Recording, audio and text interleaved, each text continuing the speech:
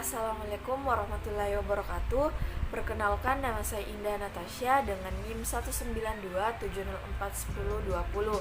Nah, pada kesempatan ini kami akan membahas mengenai perkembangan agama. Tetapi sebelum itu, saya sebagai moderator akan memperkenalkan anggota kelompok saya terlebih dahulu. Yang pertama Muhammad Syafiq, yang kedua Al-Ihwan Lukman, yang ketiga Aldi, yang keempat Feniza Al-Ansari, yang kelima Mahdia, dan yang keenam saya sendiri Indah Natasha. Baik, kita melangkah ke materi yang pertama. Perkembangan keagamaan pada anak dimulai dari timbulnya jiwa agama. Timbulnya jiwa agama terbagi menjadi 3 prinsip. Yang pertama prinsip biologis, yang kedua prinsip tanpa daya, dan yang ketiga prinsip eksplorasi. Nah, yang pertama prinsip biologis. Secara fisik, anak yang baru dilahirkan masih dalam keadaan lemah, sehingga untuk melakukan sesuatu hal masih perlu pemantauan dari orang dewasa di sekelilingnya. Karena untuk melakukan sesuatu tertentu, manusia bukanlah makhluk yang instinktif. Oleh karena itu, masih dibutuhkan pengawasan dari orang-orang dewasa di sekelilingnya, karena pertumbuhan fisiknya belum cukup sempurna untuk difungsikan secara maksimal. Yang kedua, prinsip biologis. Nah, sejalan dengan belum sempurnanya perkembangan fisik maupun psikis seseorang anak yang baru dilahirkan hingga menginjak dewasa masih cenderung membutuhkan bantuan dari orang tuanya. Ia tidak berdaya untuk memimpin atau mengendalikan dirinya sendiri. Yang ketiga, prinsip eksplorasi.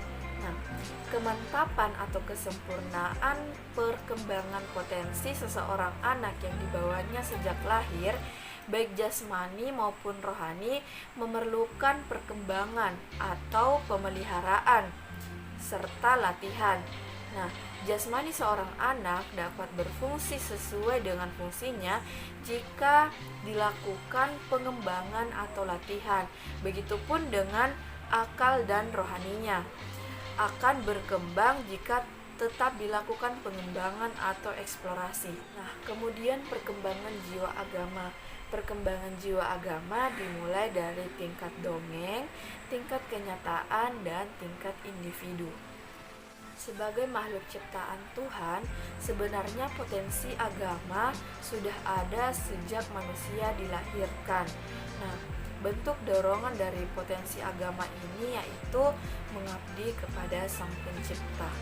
Nah, selain itu, perkembangan jiwa keagamaan seorang anak memiliki beberapa sifat. Yang pertama, unreflektif atau tidak mendalam. Yang kedua, egosentris. Yang ketiga, verbalis. Yang keempat, ritualis. Yang kelima, imitatif. Dan yang keenam, rasa heran. Nah, untuk materi selanjutnya akan dilanjutkan oleh teman saya. Assalamualaikum warahmatullahi wabarakatuh. Perkenalkan, nama saya Feniza Al-Ansari, kelas B, angkatan 2019 dari kelompok 5. Adapun tema dari kelompok kami yaitu perkembangan agama. Poin yang saya akan jelaskan di sini yaitu perkembangan jiwa keagamaan pada dewasa dan usia lanjut. Manusia disebut sebagai makhluk yang beragama atau Homo religiosus. Pemilihan terhadap kehidupan mendapatkan perhatian yang tegas, mulai berpikir tentang tanggung jawab sosial, moral, ekonomis, dan keagamaan. Assalamualaikum warahmatullahi wabarakatuh. Nama saya Mahdia, NIM 19270410027. Kali ini saya akan membahas tentang perkembangan jiwa keagamaan remaja. Yang pertama, pertumbuhan dan perkembangan mental adalah suatu proses yang kekal dan tetap menuju tingkat integrasi yang tinggi berdasarkan kematangan dan belajar menyesuaikan diri. Yang kedua, perkembangan perasaan. Pada masa remaja, emosi lebih meluap tinggi didasarkan pada pertumbuhan kebutuhan. Kemudian perkembangan sosial merupakan masa yang unik di mana masa pencarian jati diri ditandai dengan perkembangan fisik dan psikis. Kemudian perkembangan moral remaja dibagi menjadi 3 pra, yaitu Prakonvensional diartikan dengan sifat fisik yang diterima pada tingkat konvensional, aturan-aturan moral yang dipatuhi atas dasar memenuhi keluarga dan masyarakat. Dan yang ketiga, pasca konvensional, moralitas menjadi pribadi yang baik. Kemudian ada pun sikap dan minat. Setiap remaja pasti memiliki sikap dan minat yang berbeda pada tingkat perkembangannya. Kemudian yang terakhir, ibadah.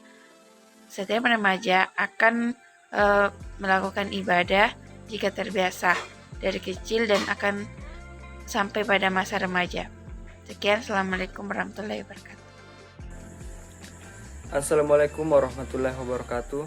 Perkenalkan, nama saya Al-Ihwan Lukman. Saya dari Pendidikan Teknologi Pertanian kelas B 2019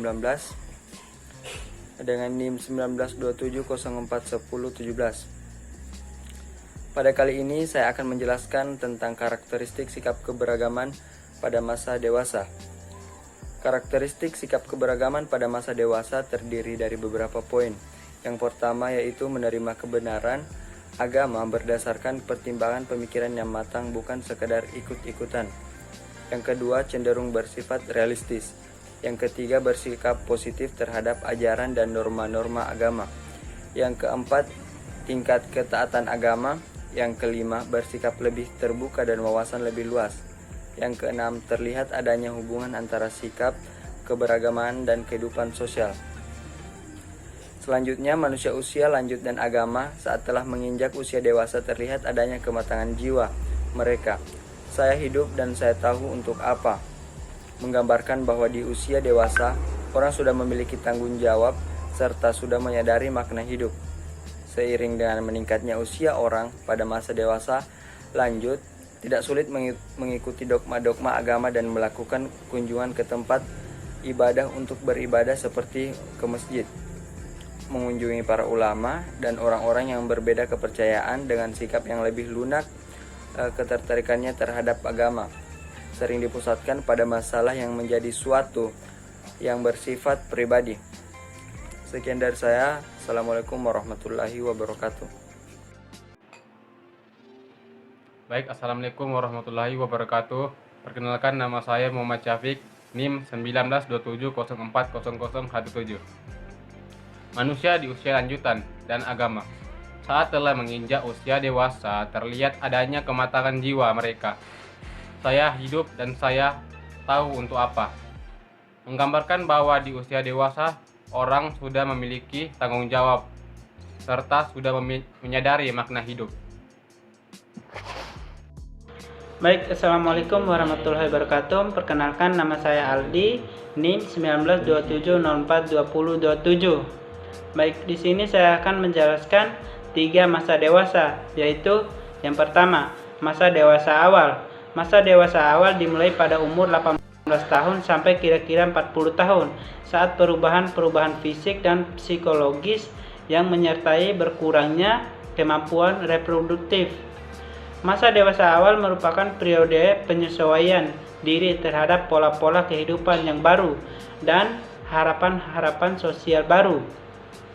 Yang kedua yaitu masa dewasa tengah, merupakan masa di mana seseorang sudah mulai terjadi penurunan pada aspek fisik dan bertambahnya tanggung jawab. Pada masa dewasa tengah ini, seseorang lebih dewasa dalam berpikir, namun ada kalanya terjadi ketidaksiapan terkait dalam perubahan fisik yang berdampak kepada psikisnya. Pada masa dewasa ini tengah, juga seorang lebih memaknai hidupnya, melakukan hal-hal yang positif dan bermanfaat bagi dirinya dan orang lain. Yang ketiga yaitu masa usia lanjut atau biasa kita sebut dengan masa tua, yang dimana masa perkembangan terakhir dalam hidup manusia. Dikatakan sebagai perkembangan terakhir oleh karena ada sebagian anggapan bahwa perkembangan manusia berakhir setelah manusia menjadi dewasa. Baik, sekian dari saya.